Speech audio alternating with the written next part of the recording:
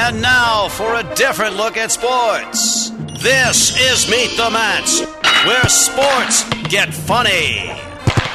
Hey, everybody!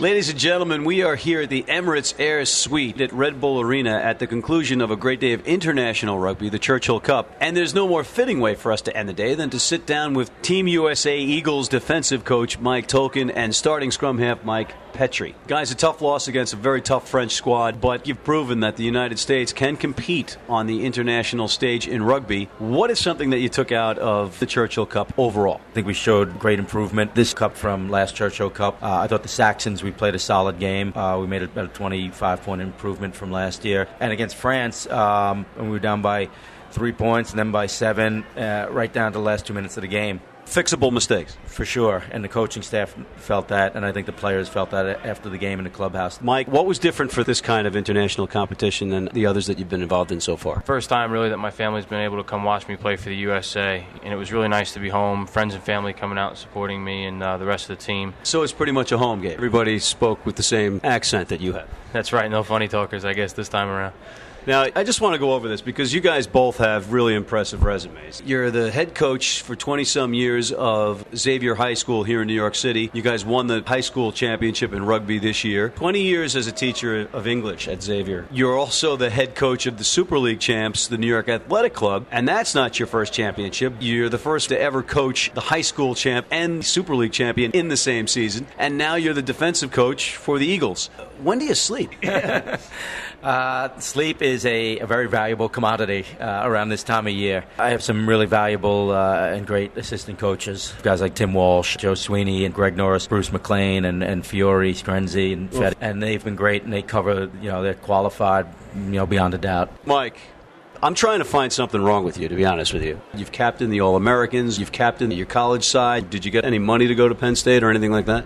They do have a great alumni network, and they were able to offer me a small scholarship, kind of help offset some costs my freshman year. So you were taking money under the table? No. There you have it, ladies and gentlemen. We've nailed Mike Petri on something finally. No, you've been around quite a bit. We're on the Barbarians, only one of 4 Americans to ever be on that team. Super League titles in back-to-back seasons. You actually won with Belmont Shore against Nyack, and then this year you won the championship against them by beating Belmont Shore. It was a lot of fun. It was a great decision that I made to come back here to New York and play with Coach Tolkin. It was a great experience to go back out and beat Belmont in overtime. It was a lot of fun. That is cool. I am so jealous. I'm going to find out something wrong with you, Petri, whatever the hell your name is. Coach, when you're coaching a guy like this, does it put pressure on the other players? Well, I think it does. I think he sets a standard of excellence. And, everyone's different. Everyone has their own personalities. But I think once you get between the lines, the effort has to be there. And I think Mike certainly sets the standard. Mike, I know that sevens isn't necessarily your cup of tea, but do you have your eye on the Olympics? Being in the Olympics is, any athlete's dream, but, I haven't really had too many opportunities with the sevens team. I've really been very focused on 15s. We'll have to play it by ear. How do you guys feel about the fact that we're going with sevens rather than 15s? I think in a practical manner, I think it has to be sevens in the Olympics. Why?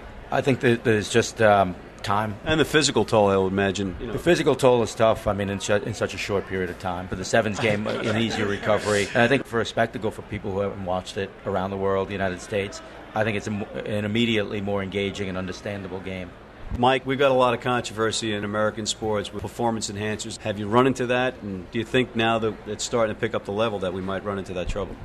No, I haven't. I haven't been exposed to any of that. The IRB and I think the USADA, the U.S. Anti-Doping Agency, they really stay on top of it. I was training out in Denver at a gym, and I had a doctor show up randomly of at the gym, and says, I'm here to drug test you. So I'm not sure if I'm naive or not, and I know that I haven't been exposed to it. But as far as I'm concerned, as far as I know right now, rugby's a very clean sport. The athletes are very focused on playing, very committed to the game, and committed to competing clean. How many players weren't at the Churchill Cup for you guys that may have helped you out a little bit more?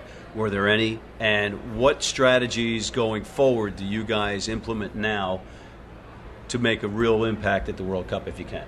It wasn't a huge amount of players, but, enough to make a little difference. Our captain, Todd Clever, certainly one of the leaders in that regard. I think moving forward to the World Cup, a couple of goals that we're looking for. more of our players getting into professional teams and professional environments. Number 2, getting more players out of our age grade system, like Scott Lavala and Pat Dennehy, who made impacts. Mike came through the age grade system. I think number 3, some of the real terrific athletes who are out there who might not be rugby players now. So I think a combination of those 3 things are going to help us move on our way a little better. Mike, what brought you to rugby? Because it is a physical game. You still got to go out there and subject yourself to some tough physical stuff. Constantly getting yellow cards in soccer, constantly fouled out in basketball. But rugby had a lot of the aspects of those sports that I really enjoyed. You know, I also played hockey growing up as a kid. Rangers, Islanders? Rangers fan. Good answer. So, I never thought a sport could be so perfect in incorporating everything that I love in sports. And especially those fouls that you got in soccer and basketball aren't fouls in rugby. Those would have been problematic in those sports. Some coaches really frowned on a bit of physical play in some of those games.